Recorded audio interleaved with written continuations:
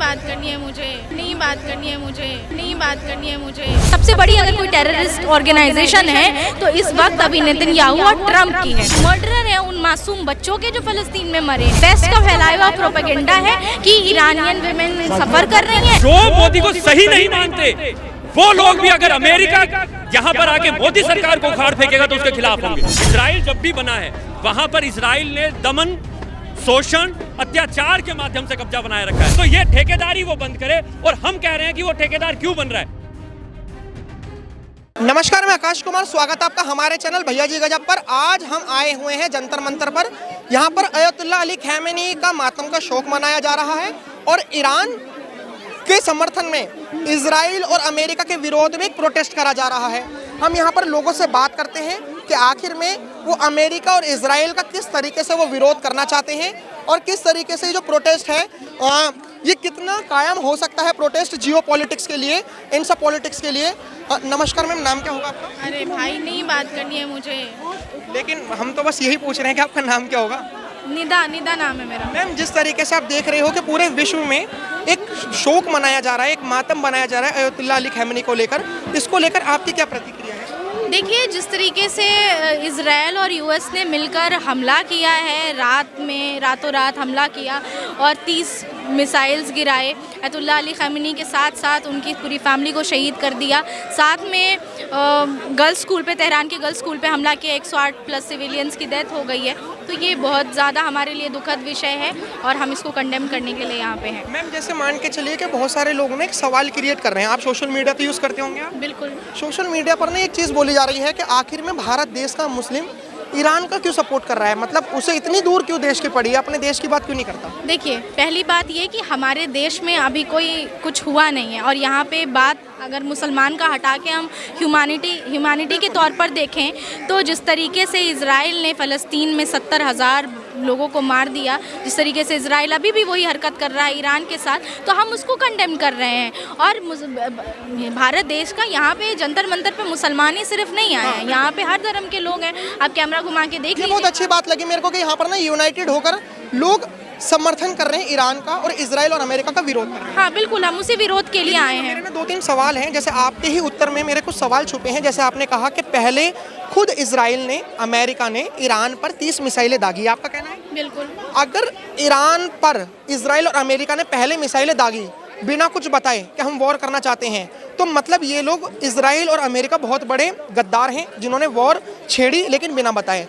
उसी तरीके से फिलिस्तीन ने भी 7 अक्टूबर को इजराइल पर हमला करा बिना बताए, उसको लेकर क्या कहोगे? क्या फिर फिलिस्तीन भी ऐसे ही है? फिलिस्तीन पे जिस तरीके, फिलिस्तीन के पास ना कोई बम है, ना बारूद है, ना एटॉमिक बम है। फिलिस्तीन में जिस तरीके से फिलिस्तीन का इलीगल ऑक्यूपेशन किया गया, उसके बाद अगर उन्होंने रिटालिएट किया तो उस रिटालिएशन के बदले में इजराइल ने पूरा फिलिस्तीन बर्बाद कर दिया, पूरा फिलिस्तीन तबाह कर दिया है। तो यहाँ पे इजराइल और यूएस मिलकर एक बहुत बड़ा, मुझे लगता है कि सबसे बड़ी अगर कोई टेररिस्ट ऑर्गेनाइजेशन है तो इस वक्त अभी नेतन्याहू और ट्रम्प की है। हाँ। बिल्कुल है, क्योंकि जिस तरीके से आप 70,000 बच्चों को, लोगों को मार देते हो फ़लस्तीन में, जिस तरीके से आप ईरान पे वॉर करते हो, जिस तरीके से इराक पे आपने एक वक्त पे वॉर लोगों को मारा था, मिलियंस ऑफ लोगों को मारा था, तो ये बहुत ज़्यादा गलत बात है। और अगर हम एज अ ह्यूमन एक चीज़ देखें तो ये बिल्कुल कंडेम करने वाली बात है। आपको भी इस चीज़ के लिए खड़ा होना चाहिए और आपसे खड़ा। आपने कहा कि फिलिस्तीन के पास है ही क्या, कोई बम वगैरह नहीं थे। फिलिस्तीन के खुद के जो उनके वहाँ के जो नेता थे, मिलिट्री उन्होंने कहा था कि हमने 500 मिसाइल डाली थी हमने। सुनिए, अगर उन्होंने, हमास ने अगर हमला किया था, आप मिलिट्री से लड़े ना, आप आम जनता पे अटैक कर रहे हैं। आज अभी ईरान ने रिटालिएट करके यूएई में और बहुत सारे जगहों पे उनकी मिलिट्री एरियाज पे टारगेट किया है। आप भी उस पर टारगेट करते, आपने सिविलियंस को मारा है, आप कातिल हैं इस चीज़ के और आप एक तरीके से मर्डरर हैं उन मासूम बच्चों के जो फ़लस्तीन में मरे हैं। आप पढ़ते हैं, आप स्टूडेंट हैं? बिल्कुल। कौन से कॉलेज में आप? मैं दिल्ली यूनिवर्सिटी। तो जैसे मान के चलिए कि मैं भी ड्यू से ही पढ़ता हूँ, मैं एक स्टूडेंट हूँ, मेरे को किसी लड़की पर एक गलत निगाह है, मैंने उसका रेप कर दिया, उसके बाद मैं बचकर कहीं चला गया, मैं उस झुंड में चला गया 4-5 अपने दोस्तों के स्टूडेंट में जो बिल्कुल क्लीन है, जो बिल्कुल साफ़ हैं। अब पुलिस मेरा एनकाउंटर करना चाहती है, लेकिन जो मेरे दोस्त हैं 4-5 वो मुझे कवर करके रखे हुए हैं। तो क्या पुलिस क्या करे आपके हिसाब से? पुलिस मेरे ऊपर गोली चलाए? अगर पुलिस मेरे ऊपर गोली चलाएगी तो उन लोगों के ऊपर भी लगेगी गोली जो 4-5 मेरे को कवर करके बैठे हुए हैं, उनमें से किसी एक आध व्यक्ति को लग सकती है। यही बेंजामिन नेतन्याहू का कहना है कि जो हमास के संगठन के लोग थे वो आम जनता के पास जाकर दुबक गए और आम जनता ने खुद उन्हें शरण दी, इसीलिए हमें ऐसा करना पड़ा। ये बेंजामिन नेतन्याहू का स्टेटमेंट है। आम जनता के शरण में वो छुप गए और नेतन्याहू मतलब इजराइल इतनी मतलब कमज़ोर कंट्री थी कि उसने डायरेक्ट एकदम आम जनता पे धक धक गोली दाग दी और वो लोग बच गए। ये बिल्कुल सरासर जहालत वाली बात है, इस बात का कोई सर पैर नहीं है। आप एक तो कत्ल कर रहे हो और उसके ऊपर से उसको जस्टिफाई भी कर रहे हो। जैसा आपने बहुत अच्छी बात कही, आप तो महिला भी हैं, जैसा आपने कहा कत्ल कर रहे हो। ईरान में 30,000 लोगों को मौत के घाट उतार दिया गया क्योंकि वहाँ की जो महिलाएं थीं, एक तो वो उनके डिक्टेटरशिप से परेशान थी और वहाँ के जो लोग थे उसमें कुछ अमेरिका और इजराइल के भी लोग थे शामिल जो इस प्रोपोगेंडा को फैला रहे थे, लेकिन उसमें काफ़ी सारे ईरानियन महिला भी थी जिनको 30,000 को मौत के घाट उतार दिया। उस पर आपका क्या आंकड़ा है? मैं इस चीज़ पे बात नहीं करना चाहूँगी क्योंकि अगर आप कोई फैक्ट्स क्लेम करते हैं तो आपके पास उस फैक्ट्स को वो करने के लिए वेरीफाई करने के लिए आपके पास सोर्स होना चाहिए। यूनाइटेड नेशन के पास है 30,000 पे रिपोर्ट्स है। तो खुद यूएस के अंडर में काम करता है, वो क्या बताएंगे? उन्होंने तो वॉर भी किया ईरान के साथ ये बोल के कि हम तो रिजीम बदलना चाहते थे, तुम्हारे पास तो हमने तुम्हारे अयतुल्ला खैमेनी को मार दिया, आप आओ लोगों तुम बदल दो अपना नेशन, तुम इसको डेमोक्रेटिक कंट्री कर दो। तो यूएन तो खुद ही यूएस के अंडर में काम करता है, आप यूएन की बात मत करिए। जैसे आपने कहा कि यूएन तो खुद ही उनके अंडर में काम करता है। जो आपने 70,000 का आंकड़ा बताया फिलिस्तीनी बच्चों को मारने का या लोगों को मारने का, वो 70,000 का आंकड़ा भी यूनाइटेड नेशन से ही आया था, वो कहीं और से नहीं आया था। तो ऐसा क्यों हो रहा है कि यूनाइटेड नेशन की एक रिपोर्ट तो आप मानने के लिए तैयार हो कि फिलिस्तीन में मौत हो रही है, लेकिन वो एक रिपोर्ट मानने के लिए तैयार नहीं हो जो इजराइल में मौत हो रही है और जो ईरान में खैमेनी सरकार की सरकार में ही मौत हो रही है? ईरान में जब प्रोटेस्ट हुआ था लोगों का, वो उनके अंडर में कुछ उनका इंटरनल मैटर था, वो कोई टैक्सेशन को लेके वहाँ पे प्रोटेस्ट हुआ था और खैमेनी के विरोध में किसी ने नहीं किया था। वहाँ के जो जिन्होंने वो लॉ बनाया था वहाँ भी एक तरीके से पूरा कानून काम करता है, वहाँ भी इलेक्शंस होते हैं, तो वो उनके इसके लिए खड़े थे। और ये वेस्ट प्रोपेगेंडा है, ये कोई फैक्चुअल बात नहीं है, ये वेस्ट का फैलाया हुआ प्रोपेगेंडा है कि ईरानियन विमेन सफ़र कर रही हैं, ईरानियन विमेन को ये प्रॉब्लम है वो प्रॉब्लम है, जबकि ईरान की महिलाएं जर्नलिज्म में भी हैं, ईरान की महिलाएं डॉक्टर भी हैं। ईरान ने कभी भी अपनी महिलाओं के लिए कोई भी ऐसा सख्त वो दावा नहीं किया या कोई भी ऐसी चीज़ कभी पब्लिकली पोस्ट नहीं की। इवन आप खैमेनी की ट्विटर पे भी जाकर देखेंगे तो उन्होंने औरतों को बहुत अच्छे तरीके से देखा है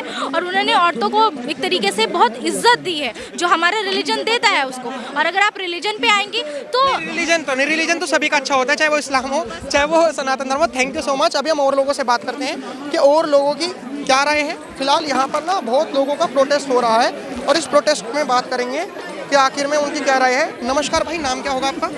नाम तो बता दीजिए सिर्फ।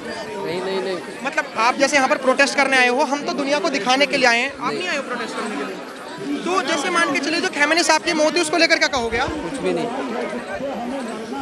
कुछ नहीं। हम और लोगों से बात करते हैं कि आखिर में और लोगों की क्या प्रतिक्रिया है।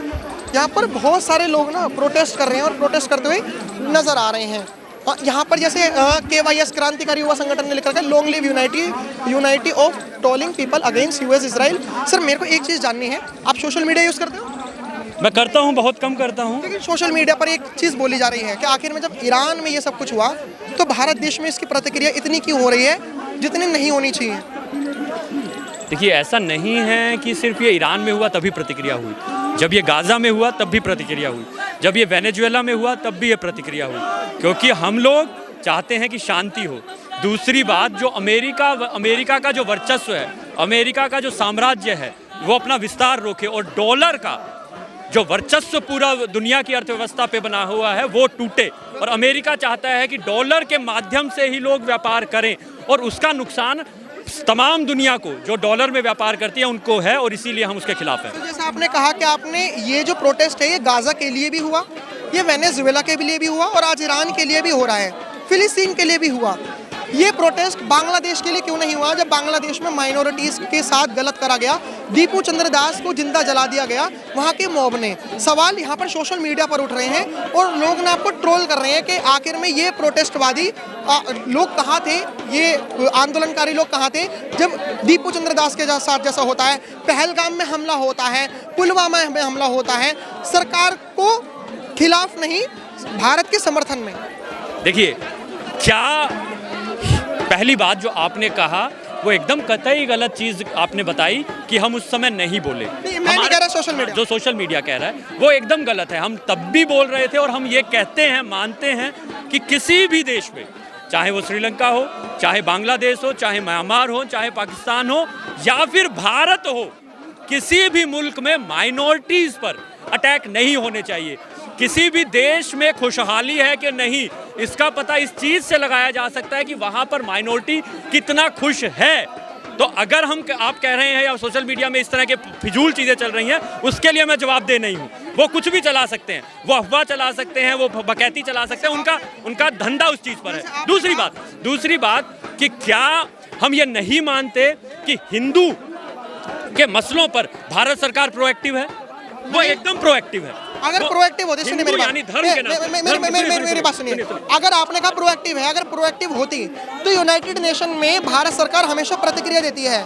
बांग्लादेश में हिंदुओं को जेनोसाइड हुआ, दीपू चंद्र दास को मौत के घाट उतारा, लेकिन तब भी मोदी सरकार यूनाइटेड नेशन में नहीं गई। कि आखिर में ऐसा क्यों हो रहा है?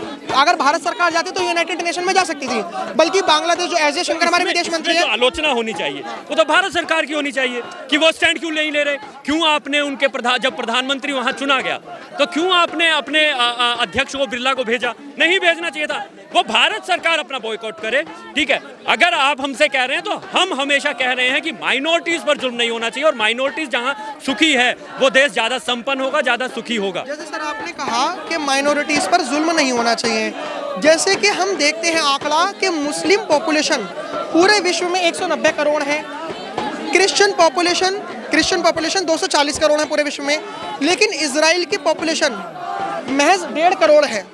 तो अगर हम विश्व की माइनॉरिटीज़ की बात करें तो यहूदी आते हैं माइनॉरिटीज़ में, और एक तरफा जब 7 अक्टूबर को फिलिस्तीन ने हमला करा इजराइल पर, ये बेंजामिन नेतन्याहू कहते हैं, जब आप कहते हो ऑल आइज ऑन रफा तो वो कहते हैं वेयर इज योर आइज।